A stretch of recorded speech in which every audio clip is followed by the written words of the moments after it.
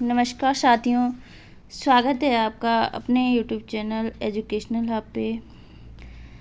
आज हम भारतीय काव्य शास्त्र के अंतर्गत काव्य हेतु पढ़ने वाले हैं।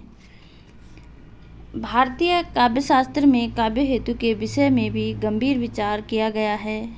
काव्य हेतु का अभिप्राय है काव्य के कारक तत्व। काव्य की रचना मानव की किस क्षमता के कारण संभव होती है? क्या काव्य क्षमता ईश्वरीय प्रतिभा की देन है?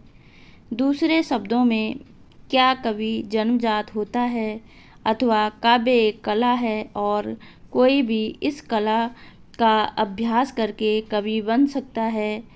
क्या कविता सचमुच सीखने की वस्तु है, जैसा कि ठाकुर कवि ने कहा है, सीखी लीनो मीन मृग खंजन कमल नैन, सीखी लीनो जस ओ प्रताप को कहानो है। ठाकुर कहत याको बड़ी है, कठिन बात लोगन कवित करीबो, खेल करी जानो है। ये ठाकुर कहते हैं। क्या काव्य रचना खिलवाड़ है? विशेष प्रकार के वर्ण विन्यास, अलंकार एवं छंद शास्त्र के नियमों के अनुसार तुकबंदी करके क्या कोई भी व्यक्ति अच्छा कवि बन सकता है? अथवा क्या दूसरे महाकवियों की कविताओं की नकल करके कवि की संज्ञा प्राप्त कर लेना संभव है? भारतीय काव्य शास्त्र में काव्य हेतु शीर्षक के अंतर्गत इसी प्रकार के प्रश्नों का विचार किया गया है। काव्य का सर्वप्रमुख कारक क्या है? इस मूल प्रश्न पर विचार करते हुए भारतीय आचार्यों ने सामान्यतः 3 काव्य हेतुओं का उल्लेख किया। नंबर 1 है प्रतिभा, नंबर 2 है व्युत्पत्ति, नंबर 3 है अभ्यास। प्रतिभा।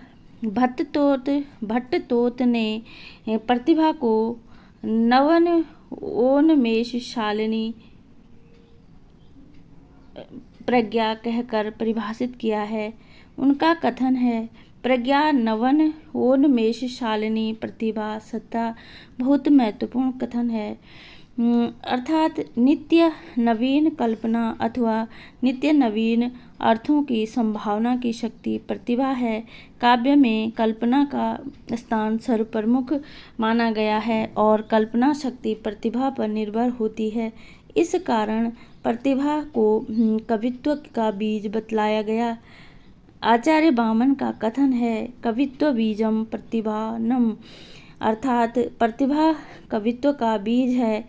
इसकी व्याख्या करते हुए वामन का कथन है, कवित्वस्य बीजम कवित्व बीजम जन्मांतर्गत संस्कार विशेषा कश्चित् यस्मादि न काव्यम न निष्पद्यते निष्पन्नं वा हास्ययत्नं स्यात्।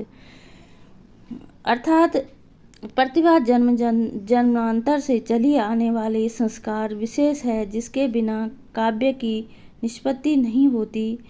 यदि कभी प्रतिभा के बिना काव्य की रचना हुई भी तो वह हास्यास्पद बन जाती है। इस प्रकार प्रतिभा काव्य का अत्यंत आवश्यक कारक है। राजशेखर ने काव्य मीमांसा में काव्य पुरुष की उत्पत्ति की जो बात बताई है, उसके अनुसार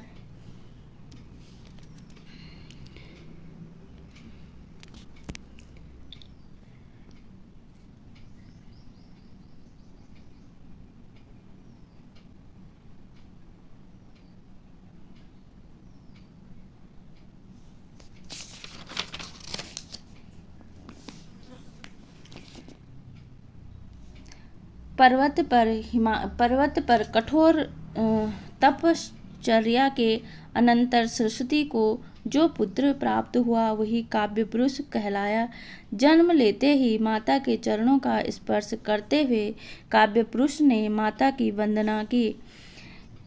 यदेत द्वामयं विश्वमर्त्या विवर्तते सोऽस्मिन् काव्य पुमानम्ब पादो वंदे तावको, अर्थात जिसके द्वारा समस्त वांग्मयी जगत अर्थ के रूप में विवर्त वर्णित अथवा साक्षात हो जाता है, वह काव्य पुरुष माता सरस्वती के चरणों की वंदना करता है।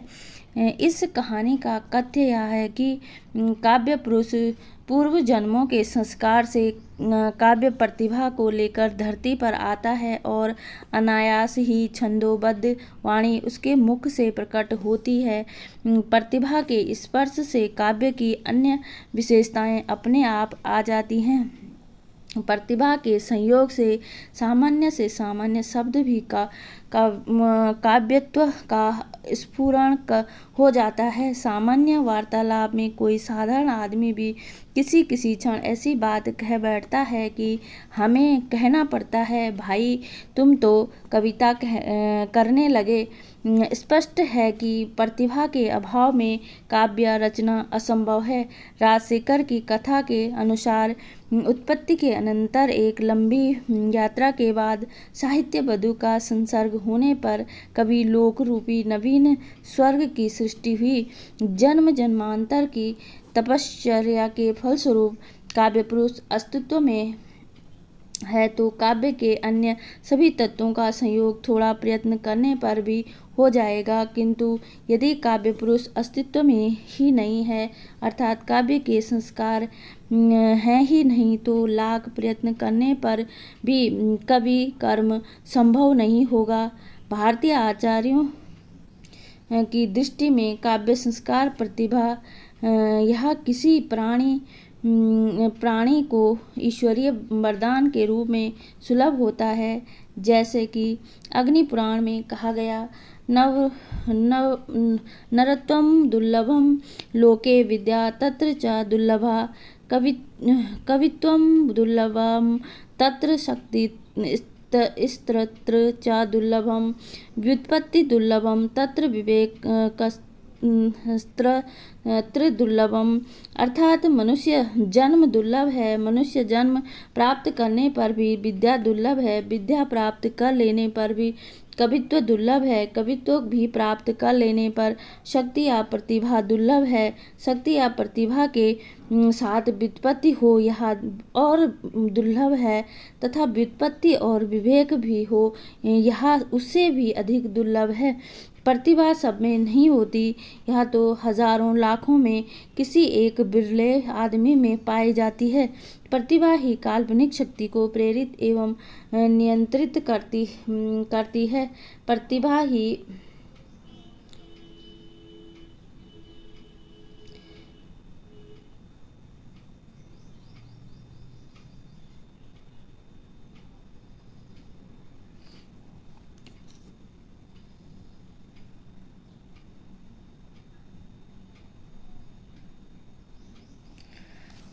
नहीं जाती। राजशेखर ने इस संबंध में एक उदाहरण प्रस्तुत किया है, जिसके अनुसार यदि काव्य में उत्कृष्ट प्रतिभा का प्रकाश विद्यमान रहता है तो व्युत्पत्ति अथवा ज्ञान का थोड़ा बहुत अभाव भी उसके द्वारा ढका रहता है। राजशेखर का कथन इस प्रकार है, अव्युत्पत्तिकृतो दोषा शक्त्या संव्रियते कवे, यस्त्वशक्तिकृतस्य झगित्येवाव भासते। राजशेखर ने प्रतिभा को शक्ति का पर्यायवाची माना है। उनके अनुसार काव्य की सामर्थ्य प्रतिभा पर निर्भर है। दूसरे प्रकार की कमियां शक्ति अथवा प्रतिभा के द्वारा छिपाई जा सकती हैं, किंतु शक्ति का अभाव तो तुरंत प्रकट हो जाता है। इस प्रकार भारतीय आचार्यों ने प्रतिभा को काव्य का सबसे महत्वपूर्ण हेतु माना है। आगे है व्युत्पत्ति। प्रतिभा की प्रमुखता से संदेह नहीं है, किंतु देखा गया है कि बहुत सी प्रतिभाएं यूं ही नष्ट हो जाती हैं। प्रतिभा का सही निर्देशन एवं उपयोग आवश्यक है, इसलिए प्रतिभा के समान ही व्युत्पत्ति को भी काव्य का महत्वपूर्ण हेतु माना गया है। व्युत्पत्ति का सामान्य अर्थ भोग्यता है। राजशेखर भारतीय आचार्यों की व्युत्पत्ति संबंधी दृष्टि की ओर संकेत करते हुए कहते हैं, बहुज्ञता व्युत्पत्ति इत्याचार्या इसके साथ ही अपना मत वे इस प्रकार देते हैं। उचितानुचिता विवेको व्युत्पत्ति इति यायावरीय, अर्थात उचित एवं अनुचित का विवेक व्युत्पत्ति है। इसका यह अर्थ है कि प्रतिभा के साथ ही विशाल अध्ययन एवं अनुभव भी आवश्यक है। कोई भी विषय कवि की अनुभूति का आलंबन बन सकता है। सृष्टि का कोई भी विषय उनकी रचना का आधार बन सकता है। इस कारण बहुज्ञता आवश्यक है। इसी से प्रतिभा के प्रसार का अवसर सुलभ होता है। कवि के लिए यह आवश्यक है कि वह विविध विषयों में उचितानुचित विवेक से संपन्न हो। इस विवेक शक्ति के संयोग से रचना की पठनीयता सुनिश्चित होती है।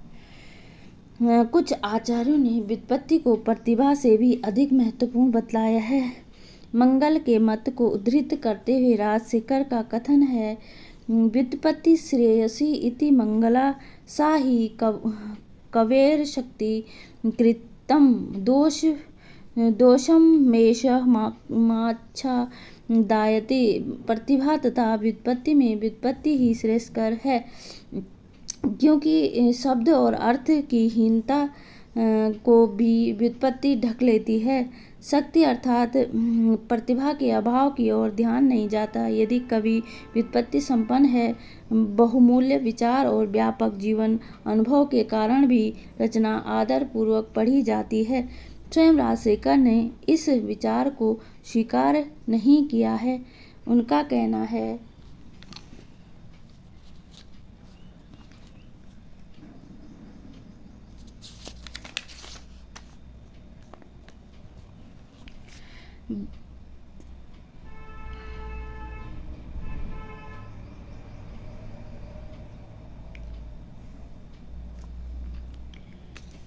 प्रतिभाव व्युत्पत्ति मिथ्या समवेते श्रेयस्यो इति यायावरीय, न खलु लवण्येला भादते रूप संपदो वा लावण्य लब्धे हते सौंदर्याय। अर्थात काव्य में प्रतिभा और व्युत्पत्ति दोनों का संयोग ही श्रेष्ठकर है। जिस प्रकार रूप और लावण्य असंपृक्त हैं, उसी प्रकार प्रतिभा तथा व्युत्पत्ति को भी अलगाया नहीं जा सकता। सुंदर रूप लावण्य के अभाव में चित्ताकर्षण नहीं होता। दूसरी ओर लावण्य रहने पर भी रूप संपदा के अभाव में आकर्षण विलुप्त हो जाता है। यही बात काव्य के संदर्भ में प्रतिभा और व्युत्पत्ति के विषय में भी सही है। प्रतिभा तथा व्युत्पत्ति की सहसंबद्धता। प्रतिभा तथा व्युत्पत्ति की सहसंबद्धता। वास्तव में प्रतिभा और व्युत्पत्ति भारतीय आचार्यों की दृष्टि में सहसंबंध हैं। यह बात उनके द्वारा सांकेतित प्रतिभा के भेदों पर ध्यान देने से स्पष्ट हो जाती है। भारतीय आचार्यों ने प्रतिभा के दो प्रमुख भेद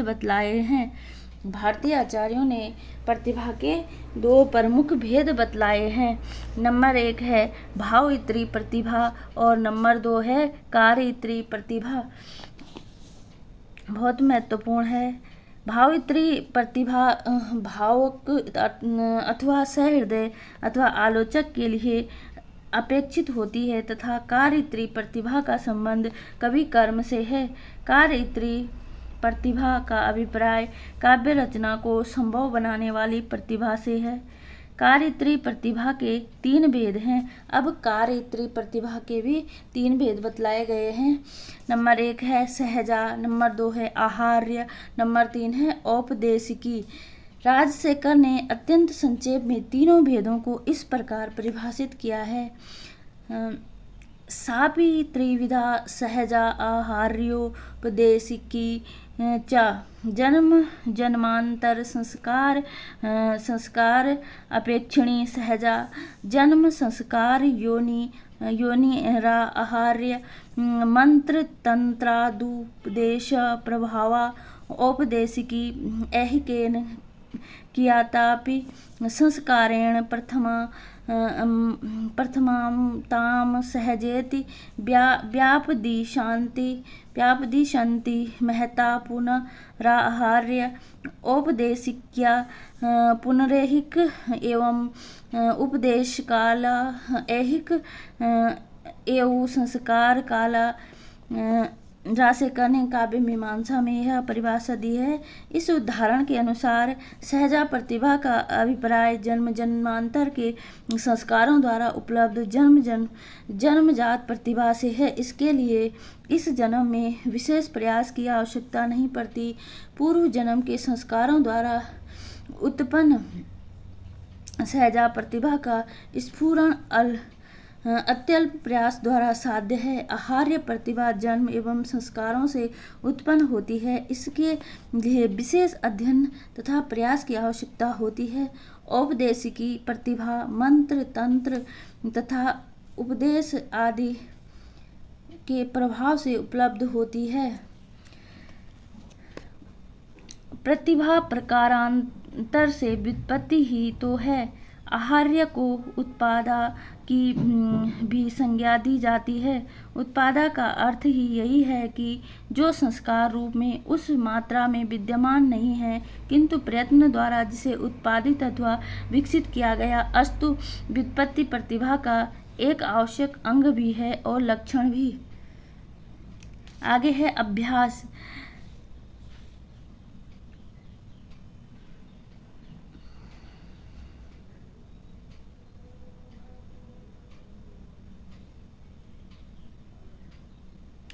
भारतीय आचार्यों ने अभ्यास को भी काव्य का आवश्यक हेतु सिद्ध किया है। अभ्यास का अर्थ है काव्य रचना की सामर्थ्य प्रयत्न पूर्व विकसित करना। प्रसिद्ध उक्ति है करत करत अभ्यास के जड़मति होत सुजान। प्रतिभा और व्युत्पत्ति होने के बावजूद अभ्यास के अभाव में उत्तम काव्य रचना सर्वथा असंभव हो जाती है।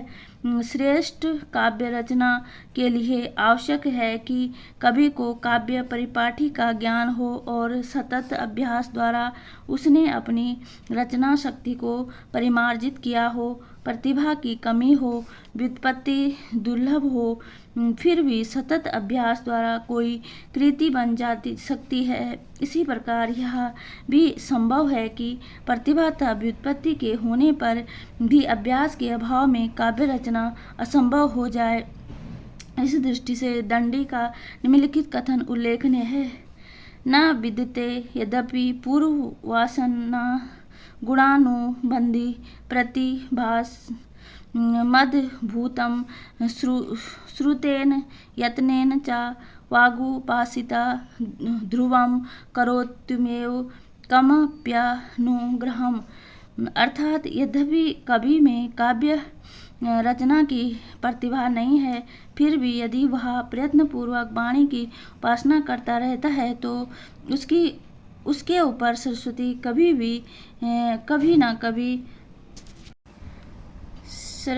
कभी ना कभी कृपा करती ही है। इसका अभिप्राय यह है कि सतत अभ्यास के द्वारा काव्य रचना की सामर्थ्य संभव है। राजशेखर ने 3 प्रकार की प्रतिभाओं के आधार पर कवियों के भी 3 प्रकार बतलाए हैं। नंबर 1 है सारस्वत, नंबर 2 है आभ्यासिक, नंबर 3 है औपदेशिक। पहले प्रकार को छोड़कर शेष दोनों प्रकारों में अभ्यास की भूमिका महत्वपूर्ण होती है, इसमें संदेह नहीं है। राजशेखर ने पुनः 3 प्रकार के कवियों का उल्लेख किया। नंबर 1 शास्त्र कवि, नंबर 2 काव्य कवि, नंबर 3 उभय कवि। शास्त्र कवि के 3 भेद बतलाए गए हैं। शास्त्र का निर्माण करने वाला, शास्त्र में काव्य का सन्निधान करने वाला, काव्य में शास्त्रीय अर्थों का सन्निधान करने वाला। काव्य कवि के 8 भेदों का उल्लेख राजशेखर ने इस प्रकार किया है। रचना कवि, शब्द कवि, अर्थ कवि, अलंकार कवि, उक्ति कवि, रस कवि, मार्ग कवि, शास्त्रार्थ कवि। कवियों के विविध प्रकारों के ही साथ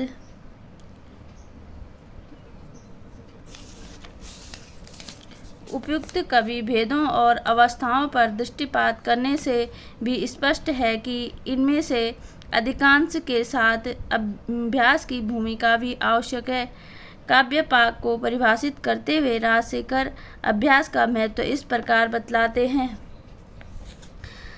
सततम अभ्यासो सता सुकवे वाक्यम पाकमायति याति का पुनरयं पाका इत्याचार्य परिणामा इति मंगला का पुनरयं परिणामा इत्याचार्य सुपाम तिंचा श्रवा या व्युत्पत्ति इति मंगला सो शब्द में तद पद निवेश निष्कंपता पाका। राजशेखर ने काव्य मीमांसा में कहा है, अर्थात सतत अभ्यास द्वारा ही सुकवि में काव्य पाक होता है।